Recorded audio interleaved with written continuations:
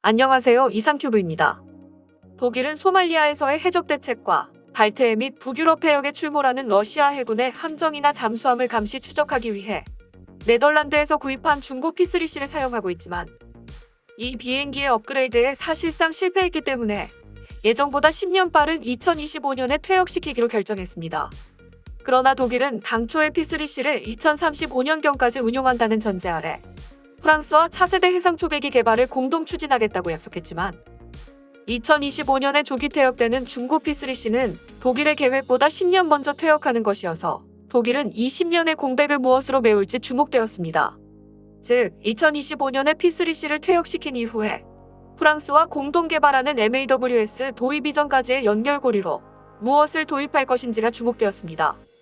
독일 해군은 2025년까지 도입할 수 있는 P3C 후계기로서 복수의 후보를 의회에 통보했지만 독일 국방부의 관계자에 따르면 기체가 작은 C95MPA나 RAS-72로는 해군이 요구하는 대잠 능력을 만족시킬 수 없다고 지적했고, 안보 문제를 다루는 세바스티안 브란츠 박사는 발트해나 북유럽 해역에 출몰하는 러시아 해군의 잠수함은 성능이 좋아서 유럽 국가들은 러시아의 잠수함을 찾아내는 것이 쉽지 않으며, 또한 이 해역에서 사용하는 초계기는 해상 감시보다는 많은 소노 부위를 휴대하고 어뢰를 발사할 수 있는 능력이 중요하다고 주장하고 있어 사실상 보잉의 P-8A가 유일한 후보라고 볼 수 있습니다. 즉, MAWS 도입과 맞물려 값싼 C95MPA나 RAS-7을 도입하면 독일 해군은 러시아 해군의 잠수함 추적에 차질을 빚는다는 뜻이며, 독일로서도 10년의 격차를 줄이기 위해 P-8A를 도입하는 것은 너무 비싸기 때문에 딜레마에 빠져 있습니다.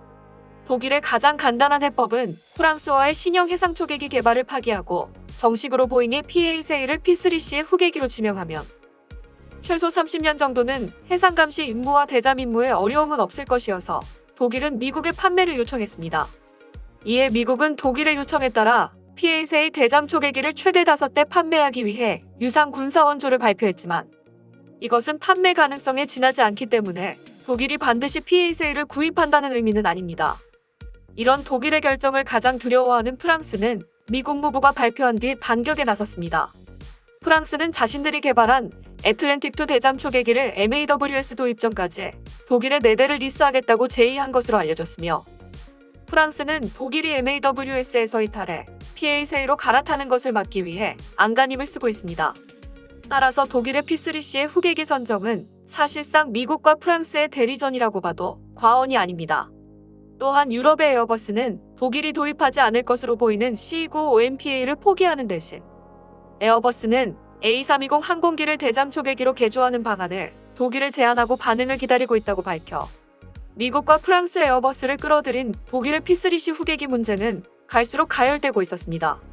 아무튼 차세대 해상 초계기 공동 개발 합의를 유지한다면 프랑스의 애틀랜틱2의 리스가 가장 경제적이고 낭비가 없을지도 모르지만, 독일 해군의 입장에서는 P3C보다 성능이 뛰어난 P-8A 5대를 도입하기를 원하고 있으며, P-8A에 비해 능력이 떨어지는 애틀랜틱2 4대로 10년이나 견딜 수 있을지 독일은 의심스러워했습니다.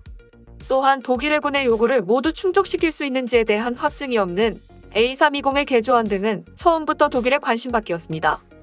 여기에 프랑스도 애틀랜틱2의 후계기를 필요로 하고 있으며, 따라서 독일과 공동으로 개발하는 MAWS는 프랑스에게도 중요한 프로젝트이며, 또한 독일과 프랑스는 MAWS를 공동 개발하여 유럽 각국에 판매하는 것도 계획하고 있었기 때문에 독일이 미국의 P-8A를 도입하는 것을 프랑스로서는 도저히 용납할 수 없을 것입니다.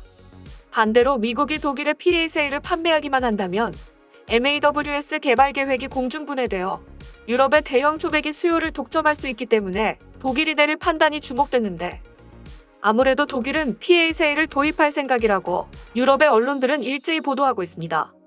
현지 언론과 외신 보도를 요약하면 독일 국방부는 프랑스의 제안은 향후 예상되는 요건과 해군의 수요를 충족시킬 수 없다고 의회에 문서로 통보했기 때문에 사실상의 P-8A의 승리선언으로 해석되고 있다는 의미이며, 또한 독일 정부도 국회의 질문에 P3C의 무기체계와 지식을 그대로 계승할 수 있는 P-8A만이 2025년까지 원활한 전환을 보장하고 있다고 말했기 때문에 독일의 대잠 초계기 도입 사업은 미국의 P-8A가 승리할 것이라고 외신들은 전하고 있습니다.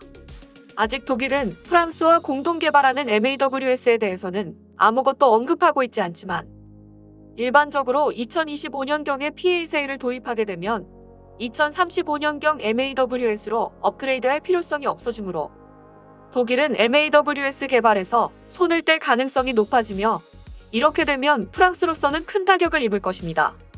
미국은 그리스와 이집트의 전투기 도입 사업에서 프랑스의 라팔에게 패배하고 있었기 때문에 미국 입장에서는 이번 결과는 환영할 만한 것입니다. 잠깐 미국이 패배했던 이집트와 그리스의 상황을 살펴보면 미국의 바이든 대통령은 이집트의 인권 문제가 두 나라 간의 관계의 중심의제가 될 것이다라고 말하고 있기 때문에 미국으로부터의 전투기 도입은 불가능하고 또한 이집트가 러시아로부터의 수호이 35를 추가 도입한다면 바이든 대통령은 적국에 대한 대응법에 근거한 제재 발동을 경고하고 있어 이집트로서는 최신의 전투기를 도입할 수 있는 길이 모두 막혀 있었습니다. 그러나 프랑스의 마크롱 대통령은 이집트의 인권 문제에 대해 문제 삼지 않겠다는 태도를 보이고 있어 이집트는 자국에 편리한 프랑스와의 관계 강화를 도모하기 위해 라팔 30대를 추가로 들여온 것으로 보인다고 프랑스의 디스클로즈는 보도했습니다. 프랑스는 이미 지난 2013년에서 2017년 사이에 이집트에 24대의 전투기를 판매한 적이 있으나 작년 12월 마크롱 대통령은 인권 침해를 이유로 이집트에 무기를 수출하지 않는다고 밝힌 바 있어 이번 프랑스의 라팔 전투기 판매 소식이 전해지자 인권단체 휴먼라이츠워치는 이번 거래건을 즉각 비난하고 나섰습니다. 또한 터키와 해상 분쟁 중인 그리스에서도 프랑스는 라팔 18대를 판매하는 데 성공했습니다. 이어서 미국과 프랑스의 전투기 판매 전쟁의 다음 후보지는 우크라이나입니다. 우크라이나 공군은 2014년도에 발생한 러시아와의 크림반도 분쟁으로 10대 이상의 항공기를 작전 중에 잃었으며 침공해온 러시아 지상군에게 45대 이상의 미그-29가 노획되어 부품 및 전자기기 일부가 제거된 상태로 우크라이나 공군에게 인도되었습니다. 우크라이나 공군은 노획된 전투기를 비행 가능한 상태로 되돌리는데 어려움을 겪었지만 고군분투 끝에 우크라이나 공군은 30대 정도의 미그-29와 수호이 27, 33대를 운용하고 있습니다. 하지만 우크라이나 공군의 능력은 러시아 공군과 비교하면 성능 면에서 열세이고 노후된 기체도 많아 운용 비용이 많이 들어 결국 우크라이나는 서방에서 전투기를 도입하려는 공군 비전 2035를 계획 중에 있습니다. 현재 언론은 미국의 F-16V 블록 80과 스웨덴의 그리펜 EF를 유력한 후보로 꼽고 있습니다. 물론 우크라이나 공군은 어떤 기종을 도입할지에 대해서는 공식적으로 언급하지 않고 있어 F-16V와 그리펜 이외의 전투기도 협상 테이블에 오를 수 있지만 여기에 끼어들려는 나라가 바로 프랑스입니다. 프랑스 정부는 마크롱 대통령이 여름까지 우크라이나를 방문해 안보 문제와 여러 가지 새로운 경제 프로젝트를 논의할 것이라고 지난 1월에 밝혔지만 이 방문의 최대 목적은 라팔 판매라고 밝혀 주목되고 있습니다.